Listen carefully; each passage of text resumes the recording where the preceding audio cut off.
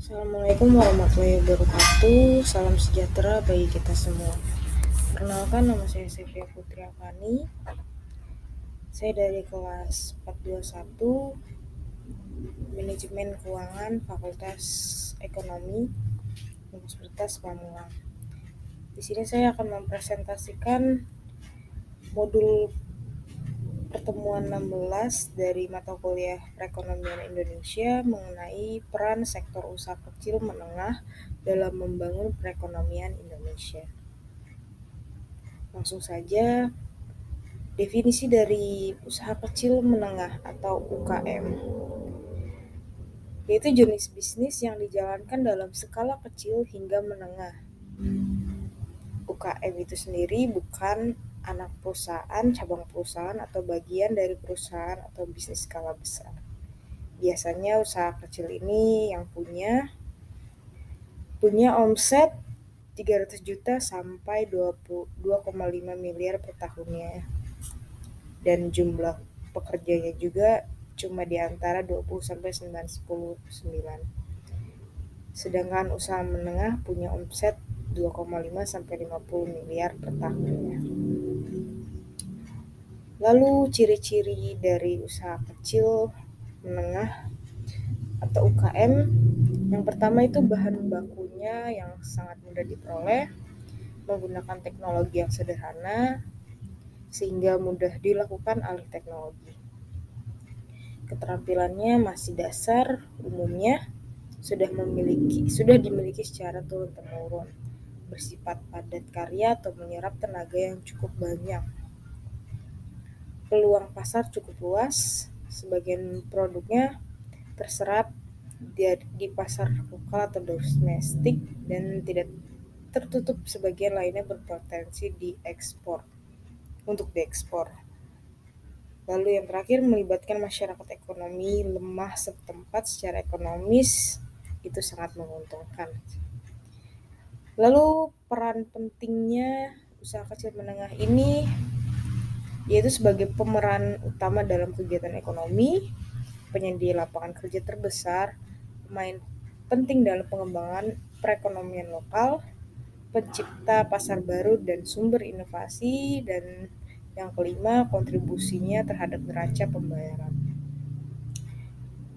Nah, di dalam UKM ini terdapat penghambat dan permasalahannya, yaitu terbagi menjadi dua, yaitu ada faktor internalnya, lalu nanti ada faktor eksternalnya atau faktor dari dalam dan faktor dari luarnya.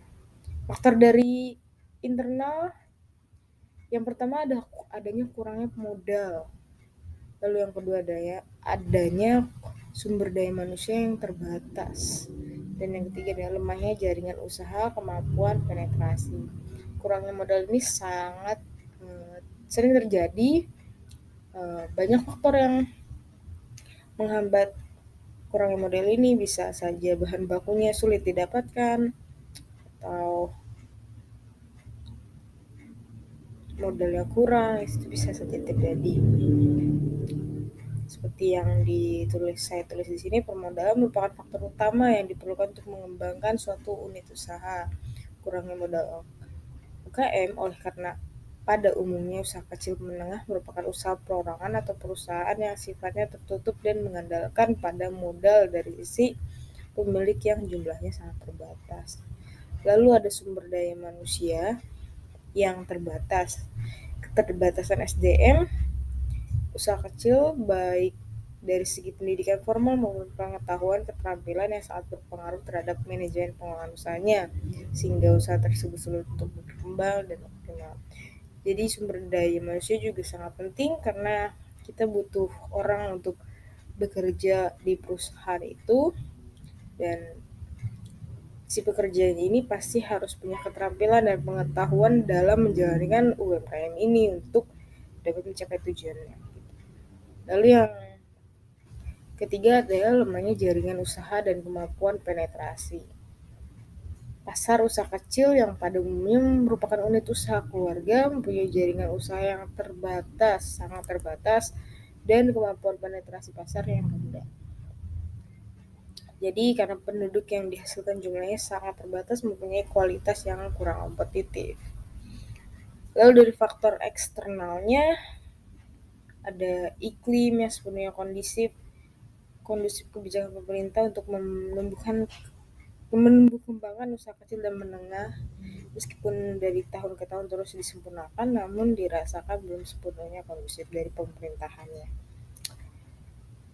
Terus terbatasnya sarana dan prasarana usaha, kurang informasi yang berhubungan dengan kemajuan ilmu dan pengetahuan teknologi.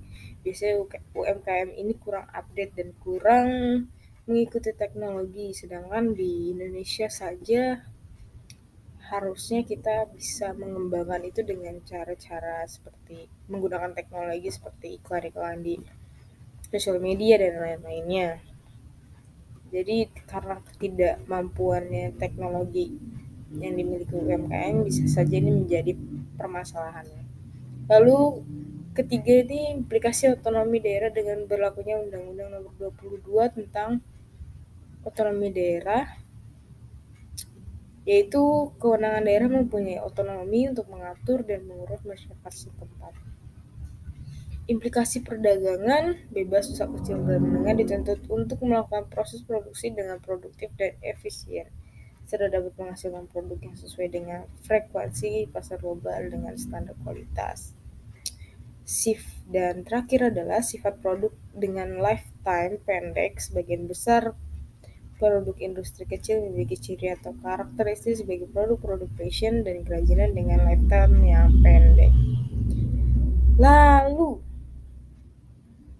di sini juga saya membahas tentang produk domestik bruto atau disingkat PDB, yaitu pendapatan total dan pengeluaran total nasional atas output barang dan jasa.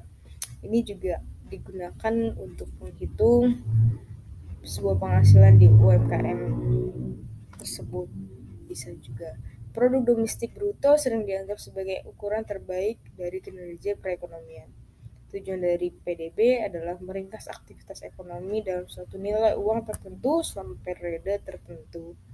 Jadi produk domestik bruto ini bisa digunakan untuk meringkas aktivitas ekonomi, atau menghitung pengeluaran dan pemasukan dari usaha yang dimiliki.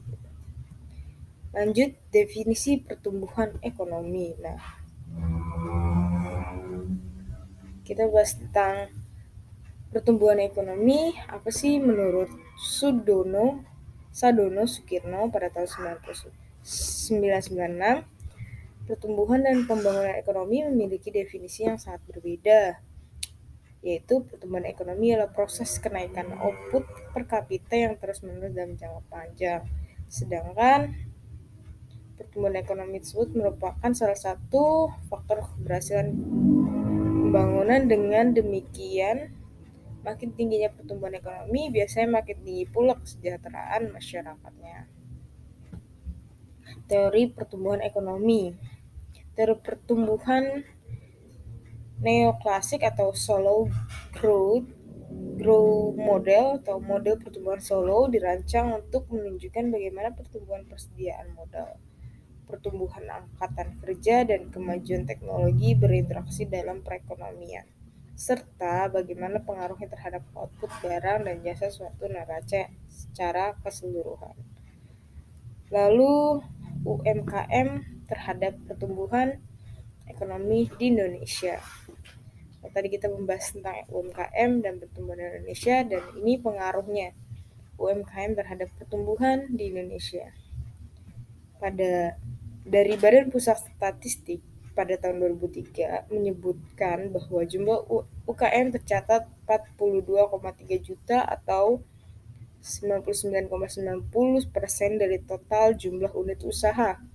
UMKM atau usaha kecil menengah menyerap tenaga sebanyak 79 juta atau 99,40% dari total angkatan kerja. Wah, berarti hampir 100 dari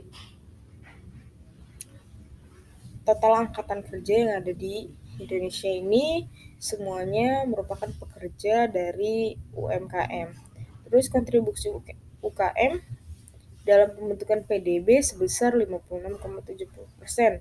Kemudian sumbangan UKM terhadap penerimaan devisa negara melalui kegiatan ekspor sebesar 75,80 triliun atau 19,90% dari total nilai ekspor. Sampai saat ini perekonomian Indonesia mayoritas ditopang oleh sektor ini. Nah, jadi UMKM ini sangat berpengaruh terhadap pertumbuhan perekonomian Indonesia karena dilihat dari Badan Pusat Statistik bahwa mayoritas perekonomian Indonesia itu ditopang dari sektor UKM. Lalu setidaknya sektor usaha mikro, kecil, dan menengah tersebut mampu menyerap 70% tenaga kerja informal, sebanyak 30%, sisanya 30% bergerak di bidang formal. UKM juga telah menyumbang produk ekspor sampai 16%.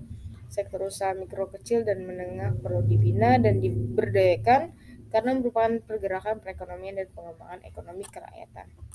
Potensi itu terlihat tahun 2003. UKM telah menyerap sebanyak 42,4 juta unit usaha dan 79 juta tenaga kerja dengan 56,7% dari PDB nasional.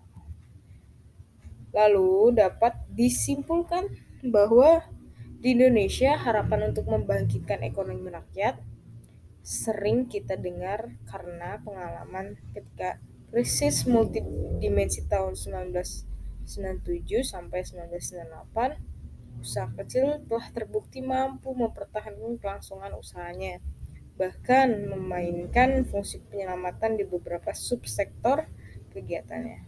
Fungsi penyelamatan ini segera terlihat pada sektor-sektor penyedia kebutuhan pokok rakyat melalui produksi dan normalitas distribusi. Bukti tersebut paling tidak telah menumbuhkan optimisme baru bagi sebagian besar yang menguasai sebagian kecil sumber daya dan kemampuan untuk menjadi motor pertumbuhan bagi pemulihan ekonomi. Sampai di situ saja presentasi dari saya, Sepia. Kurang lebihnya mohon maaf, semoga presentasi ini bisa menjadi ilmu bagi kita semua yang mendengarkan. Dan bila ada salah-salah, mohon dimaafkan dan dikoreksi kembali. Terima kasih untuk semua yang sudah mendengarkan. Assalamualaikum warahmatullahi wabarakatuh.